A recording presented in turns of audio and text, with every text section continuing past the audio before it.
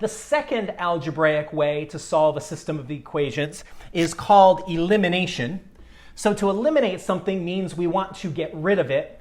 And this method is great because previously you saw when we substituted, I mentioned that one of the variables hopefully is nice and easy to solve for. And that's the situation here. We could solve this for x and do substitution, but I want to show you elimination because it's going to be much faster to solve. So what we do in elimination first is we pick, do we want to eliminate the x's or do we want to eliminate the y's? It absolutely does not matter what you pick. Again, I would just say pick the variable that is going to provide the least amount of resistance. So what our goal is we want to have this problem so that when I add the two equations together, I'm just going to smoosh them together, I want either the x's or the y's to cancel. So what that means is I want to have the exact opposite coefficient in front of the values. So what I'm going to do here is I am going to eliminate the y's. Okay, so what that means is I have a 4 and I have a 4. If I was to add these together now, that would make 8. So what I want is I want them to have the same value, but I want them to have opposite signs. So it doesn't matter which one you pick. I'm just going to do this to the bottom one. I have no math secret for why I'm doing that. You could multiply the top one by -1. It does not matter. And so when I go ahead and do that, I've not done anything to the top equation. So it stays 5x plus 4y is equal to 7. And now I've multiplied the bottom equation by -1. Don't forget, you have to multiply every term by -1, not just the y's. So -1 times x is -x. -1 times 4 is -4y. And then -1 times -5 is +5.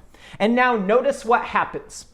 When I go ahead and add the equations together, 5x and -1x becomes 4x. 4y minus 4y cancels, and then 7 plus 5 is 12. Now we're almost done with the problem. I do just want to make one mention here. I told you at the beginning, it doesn't matter if we cancel the x's or the y's. If you had wanted to cancel the x's, this is something to think through. Well, since I have a 5 here, what does that mean I'd have to multiply everything by here if it was the x's I'd want to cancel? And so hopefully you're thinking, oh, a -5. And you could have done it that way and eliminated the x's first, and then you'd have y equals something here. It does not matter. Just do whatever is going to be simplest.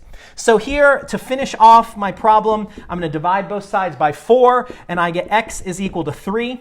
And then like the substitution method, I am going to now take the x is 3. That is half the answer. I'm going to pick one of these equations. It doesn't matter which one. I'm going to use the top one. And so when I put 3 in, I've got 5 times 3. I always put what I'm substituting in parentheses. That way, if there's any signs or any distributing I have to do, it's there for me. And then I have plus 4y equals 7. 5 times 3 is 15. I'm going to subtract the 15. Remember, our process is we always want our variable on one side. We want our number on the other side. So I have 4y is equal to -8. And then when I divide by 4, I get y is -2. It's good math notation to write your answer as a point because these represent two lines that have intersected. So my x value is 3, my y value is -2. It's always alphabetical order. X comes before y.